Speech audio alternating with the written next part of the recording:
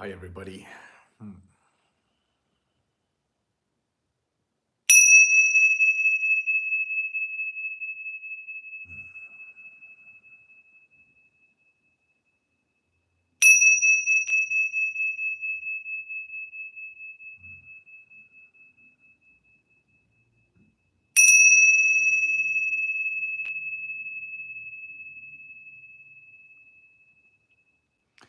Hi, everyone. Welcome to our Monday Night Live here at Healing with Marcus.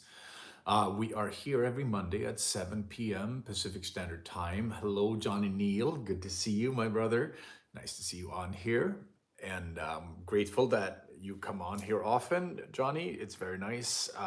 Same thing for our dear Ellie Kay and some of the other people who come on every week. It's lovely. Very lovely.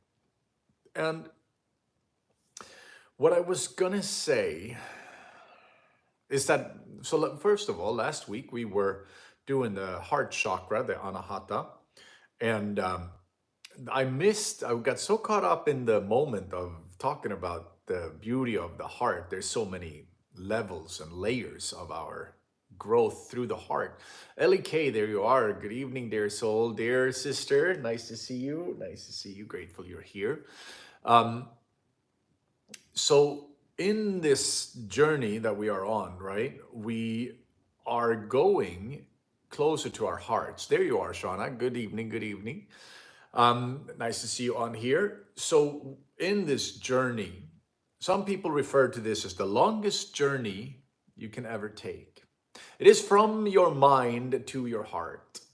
And for many of us, we are so caught up in what we can call, some of us, I definitely refer to it as the matrix, which is, of course, the agreements that we as a society have all agreed upon of what is important and what's not important in our lives.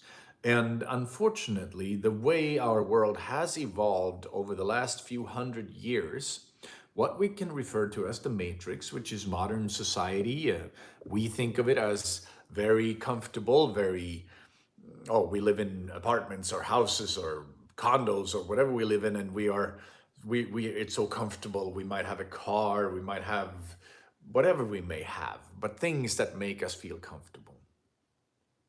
And what that system has also brought with it is a disconnect from nature. It's a huge disconnect from our origins as humans in nature. This is where, unfortunately, modern day society has done everything it could to eradicate or push away any indigenous traditions that we have found.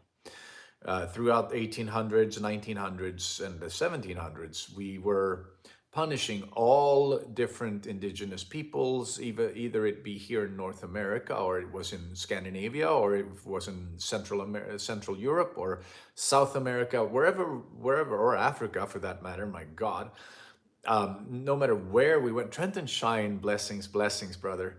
Nice to see you here.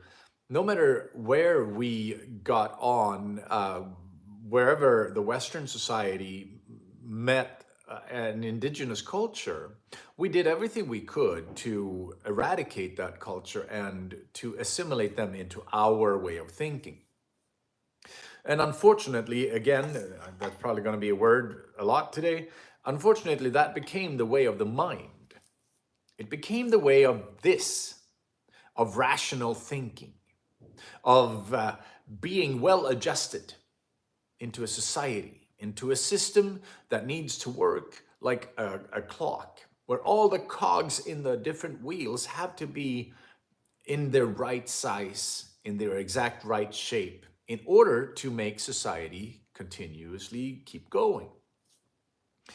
And what that led down to was this, we all ended up, most of us didn't do it consciously because most of us didn't really have a choice to choose between becoming indoctrinated into our society or not. We just did, right? That's how we grew up. That's what our parents did. That's what we thought was the right thing.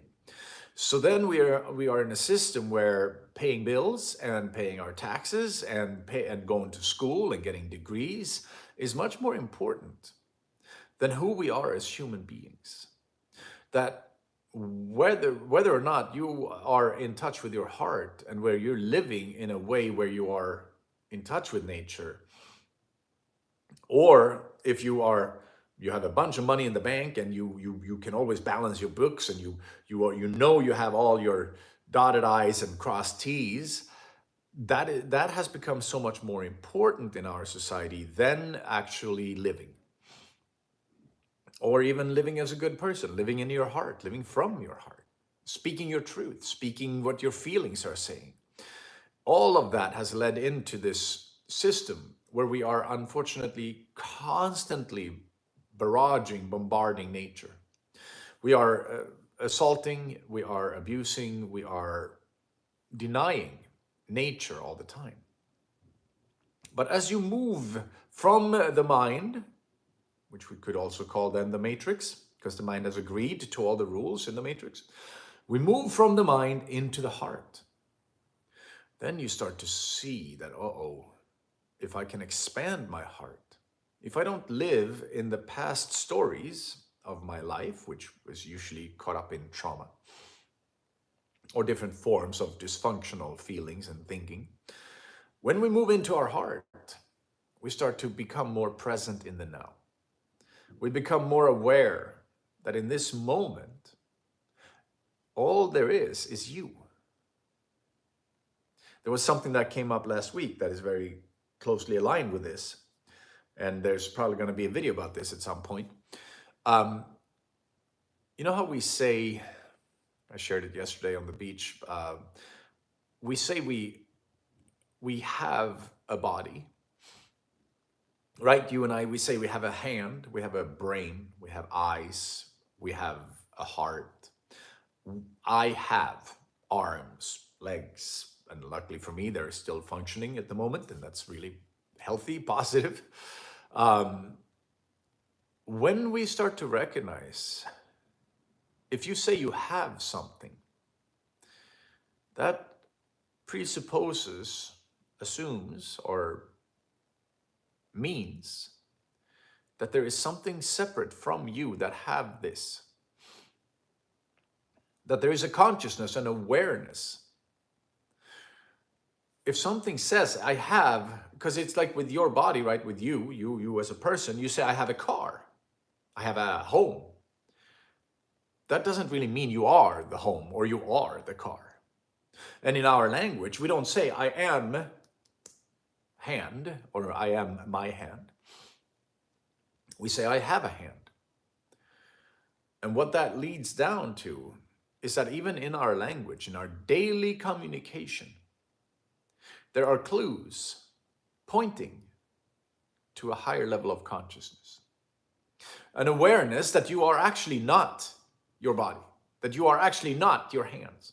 In a way we are, right? We're connected to all of it, but we all have an awareness that there is a consciousness, a separate entity from the brain, from the body, that inhabits this vessel. And where the heart becomes so important in this transition into awareness is that it's through the heart, both through the opening of the heart, feeling into the heart, allowing the heart to open and taking down these shields that we all put up so that we could be protected, allowing them to come down. And feeling how that heart reverberates, vibrates into the world. And when you come from heart, instead of coming from mind, you come from heart. Your whole energy shifts. Everything you do and say and feel comes from a different place in your life.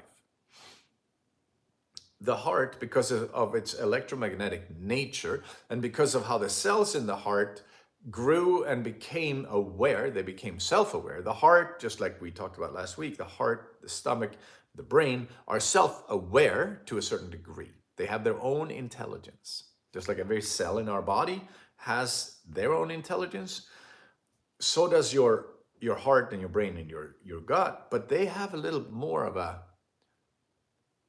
right? You say your heart, right? But you also say that you have a heart. Yes? No, Shana? You don't say you have a heart? Or my heart, right? Like, just like if you say my heart, that means that there's something else that has a heart. My heart. Otherwise, you would say I am heart.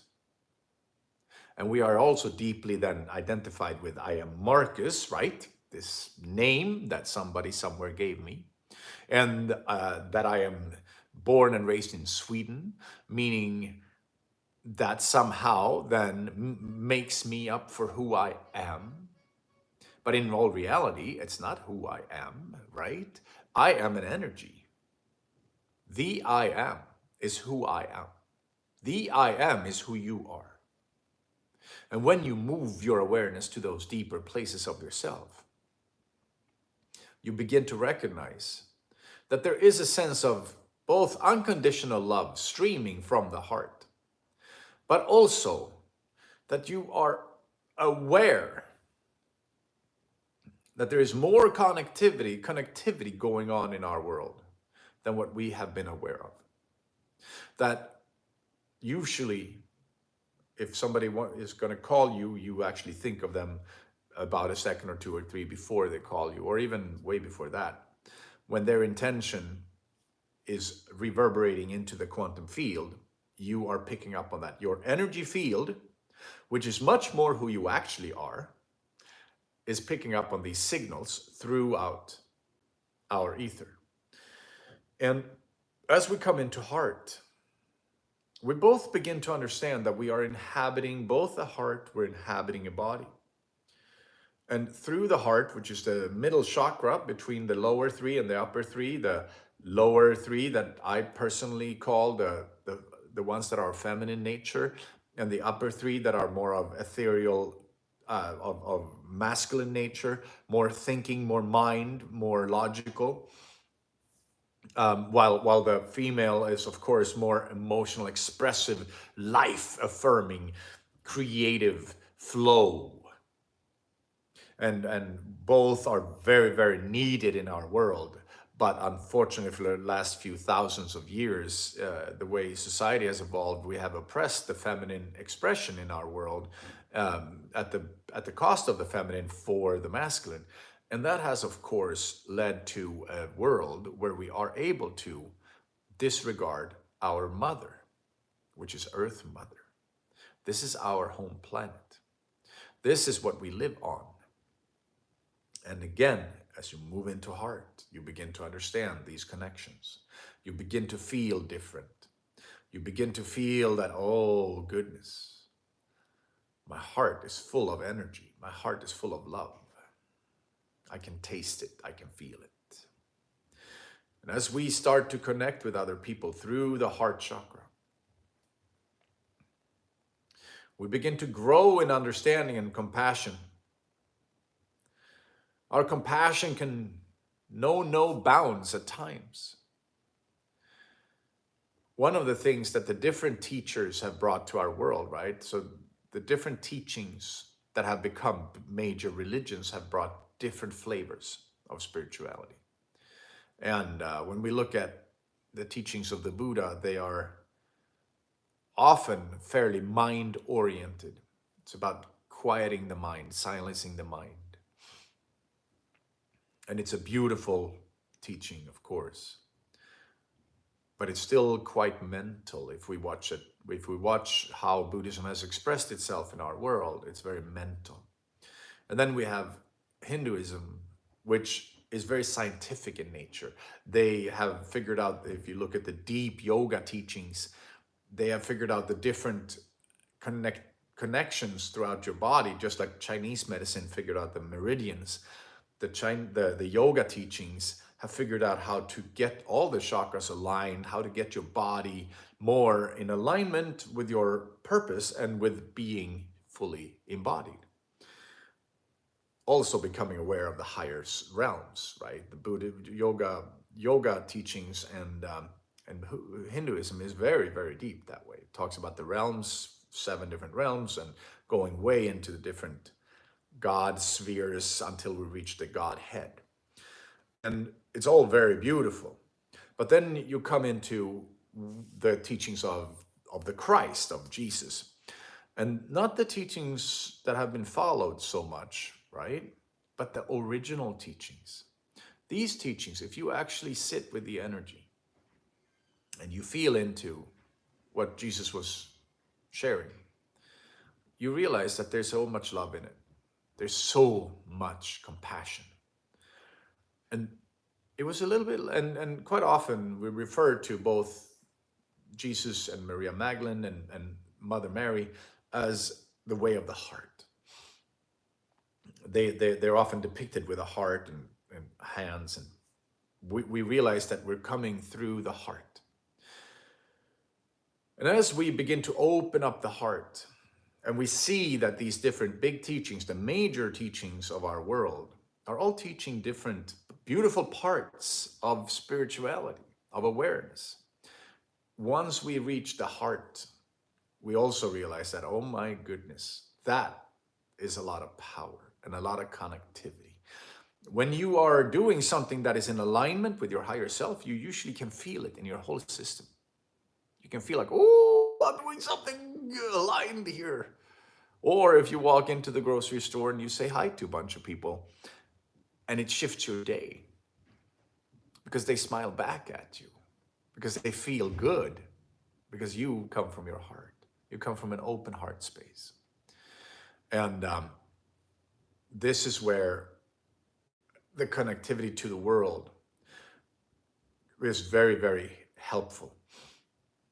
Now, of course, when we go through, so in different programs that we grow up with will allow us to have a hurt heart in different ways, right? So we grow up with different forms of trauma. And when we experience certain type of betrayal in our lives, our heart take a beating. And it's the finer energetic strings that are going out from our heart that have been connected to family members, to different lovers or partners throughout our lives. When they feel betrayal, they get hurt. And that's when we got to start collecting them back into our heart. We got to start healing them, pulling them back into ourselves so that our heart gets a chance to fully heal, energetically speaking, right? When we look at the deepest part of our experience and awareness, when we look at the level of soul, where you are pure heart, pure energy, pure light, in that level, we cannot be hurt. But because we are also in a physical vessel that has an energetic imprint with the chakra system, we can experience trauma, we all do, and it gets stuck in different parts of our system. So betrayal is a very particular way that our hearts get hurt. And when that happens, we want to be mindful so that we can come back home, right? When we have experienced that, and some of us may have experienced a lot of it, there's a need to look at what's going on there. Or in my case, am I not enough of a guardian of my heart? Am I not enough a guardian of my space? Am I not careful enough with my own heart? And that goes for all of us, right? So every one of us have to be careful with your own heart. Yes? Nobody else's, in a way. In a way, we want to treat people well, but we don't want to, but it's your heart that is in your body. And before we go into the Bisha of today, the sound, the mantra, we will also be addressing quickly, if you can look, this goes for your heart, right? And your body. So we say that we have a body, we have a heart, we have a hand. But this body that you and I are in is the closest friend, an ally you will have in this lifetime. You will not have another closer ally than your own body. You may have partners, you may have family, you may have children, you may have friends, but nobody is going to be closer to you than your own body. And if you think about if you have been in love, right? If you really cared about somebody and you just want them well, or think about your children. want the best for them.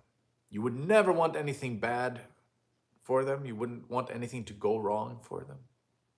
And you would just you wish them the best. You want them to take care of themselves. You want to help them to take care of themselves. You want to take care of them, right? What if you can see your own body in that light? What if you can see yourself as your best friend that you have to be kind to, that you want to take care of? If we can shift our perspective to that place, that inner space of like, oh, I'm the guardian of this vessel. The I am that's expressing itself through me in this lifetime as Marcus has this body to take care of. And some people may be very good at taking care of their cars. Some people might be very good at taking care of their homes. But are they as good at taking care of their own bodies? Right? Because that's sort of the most loyal friend we have in our whole lives. Your body always wants to do the best for you. Your body always wants to be there for you. So from that perspective, we learn to pause if we get tired, to say stop when we feel like, oh yeah, that's enough. We pull back so that we can be in love with our own bodies. So we can show love for this vessel. And it's not about becoming supremely selfish where we don't care about other people or help other people. But it is about realizing, recognizing that you are the guardian of your vessel. Now, we're going to go in and look at the sounds we've been making, the mantras or bishas we've been doing for the lower chakra. We did the Vam for our root chakra. We did the Lam. So on the root, we held our hands like this. So pay attention now, right? We held our hands like this, and we did the Vam with our hands on our knees, and we are focusing our energy on the root chakra. Then we move up to the sacral chakra, which is just around the belly button. You put your hand on that area. You put your right hand on the belly button. Left hand goes out, upwards, like this, open hand. We focus our energy in that area, and we say Long.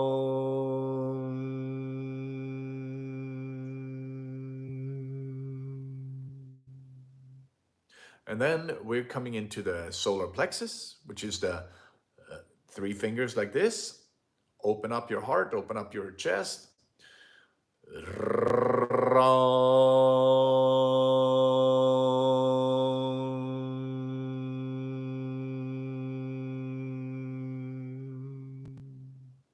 What happens is these sounds, they work with your energy, with your chakras.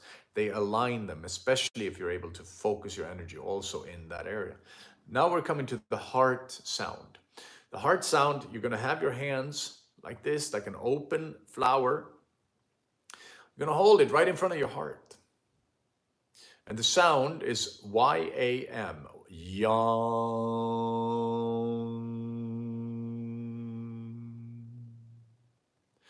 And see if you can focus your energy on the heart center. So we're doing this together 3 times right now.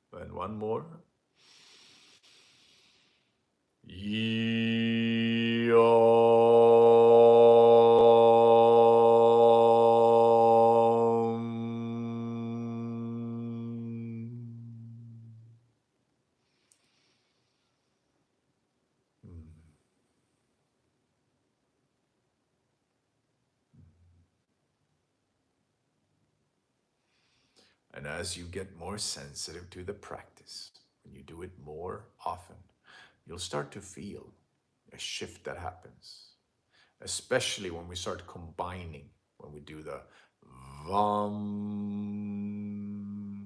Lam, Ram, Yam. Now you are creating a solid base in the lower three chakras of your body and the heart, the lower four chakras, I guess I should say. And and we do them 3 times per sound. Next week we're going to go up to the throat, and then we're going to continue with the third eye, and then the crown. These are different sounds, and then we're going to, on the last day, we're going to show how we connect them all together and align the whole thing. It's a beautiful part of this process where we, when we start doing it, it really shifts on the subtle parts of your energy body. You may not feel much at first, but after a bit, you'll start to notice, oh, I feel different throughout the day. Oh, I feel like something shifted. And it's a beautiful part of this process. And the heart is, of course, the main chakra in our body. It's what keeps life moving through our veins.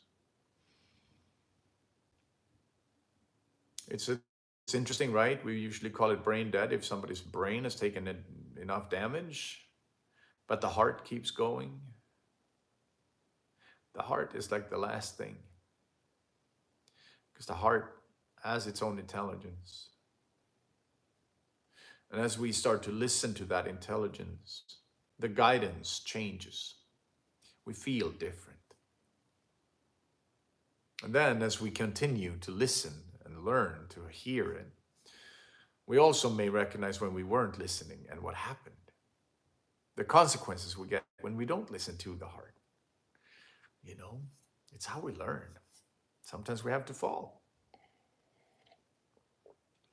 And it's very beautiful from the shamanic way of looking at things. There are certain teachers that talk about how very important it is to follow your heart. That the way of the heart is so much both stronger and more important than the way of the mind. And what, 99% of our society lives from the mind, at least, probably more than that. And when it comes to the mind, right, so the mind has learned. It has learned from the past experiences what is a good or bad experience. And what happens when the mind learns something is that it thinks now that it can control, because the mind is here, the brain and the mind, the main function is, of course, to both interpret the world, but to keep our physical vessel safe, right? The brain is here to keep everything safe. It's like a control center. But because of that, it's also running on fear quite often. It's leading with fear. So it says, well, last time we tried this, it didn't work, so I'm not going to try that again. If I can just keep full control on these numbers, nothing can go wrong. If I can just keep full control of this or that, nothing can go wrong. And of course, that's not truth, right? Nature is not safe that way. What we're trying to create, humans, the dysfunctional matrix, we want to believe that we can control everything, but of course we can't. One earthquake, one shake of Earth Mother, and big parts of this world would be toast. We have this overbelief in ourselves, right? In the mind. And as we move then into heart, when you follow your heart, you'll sometimes make mistakes. You'll fall. Sometimes we feel like, oh my God, I want to try that. Let me try that. And then it turns out to be a mistake. And we fall and we go boof, fall on our face, and it hurts. And we're like, ow, I guess I shouldn't have listened to my heart. But the thing is, now you have learned something. If you had listened to your mind, you wouldn't have even tried it.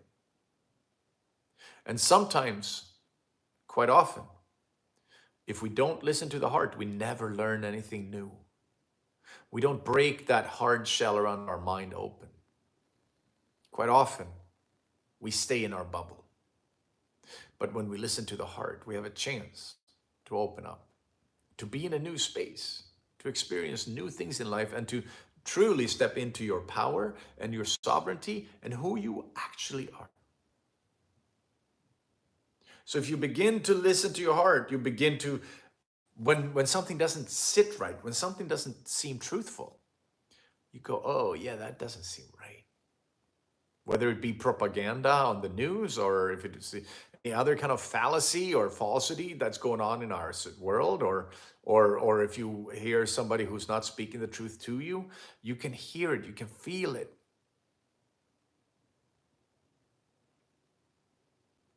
And it's a beautiful journey. It's the way of the heart. It's the best guidance we can ever receive. Yes. So, dear friends, I guess it's time for our healing session. I would like for you to remember the yam, right? We have the vam, lam, ram, yam. So practice that throughout the week. Now, I also want you to set an intention for this session right now, the healing session. Set an intention for what you might need support with in your life.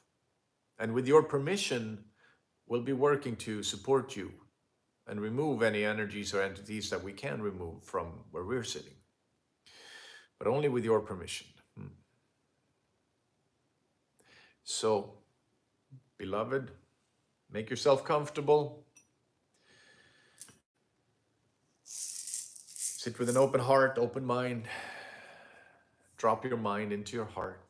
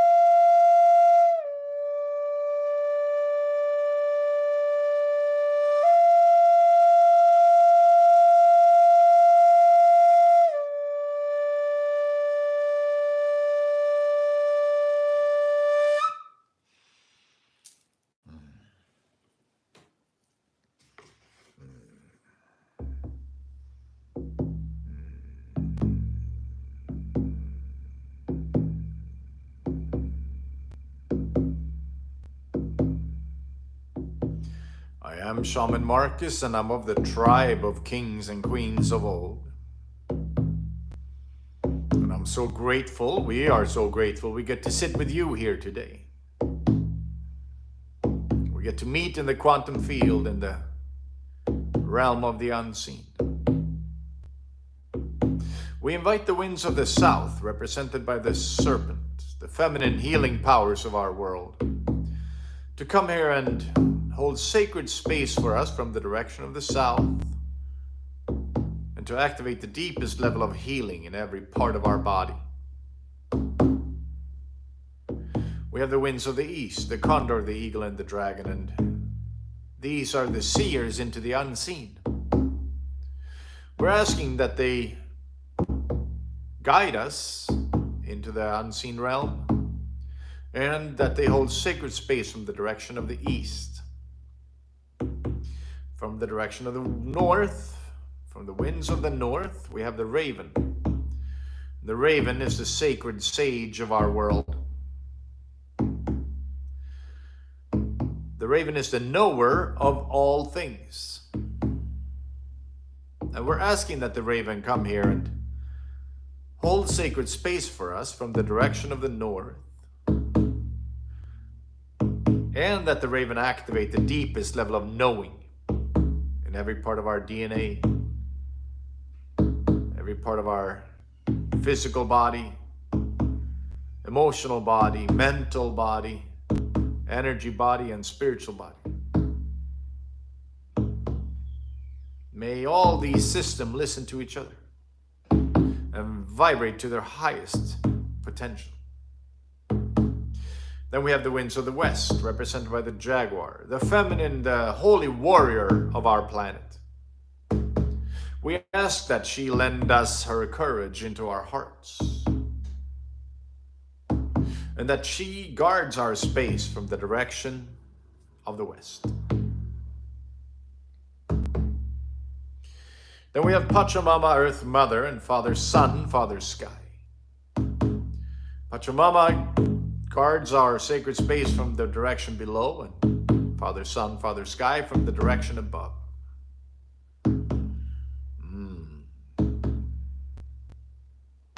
We have Saint Michael with the sword of light, sword of truth. We ask Saint Michael that he help to cut these cords that can be cut with the sword of truth. And with the sword of light, we ask that he help us to see ourselves clearly. We have Stungal the dragon, Maya the wolf, and Bayo the bear. These are our power animals who are here to facilitate the healing and to guard our sacred space. We have Sam and his brothers, our spirit guides, who are here to guide us, to guard our sacred space, and to facilitate this healing. We have the tribe of kings and queens of old. We have Ombute and her loving, supporting energy. We have the ancestors on the other side of the veil, the ancestors in the family who are watching over us like guardian angels.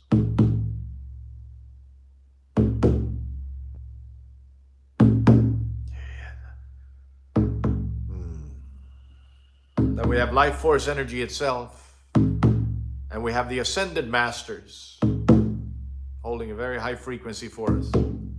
Lastly, we have the Norse. We have Odin and Freya and Thor, and a bit of Loki, but not too much.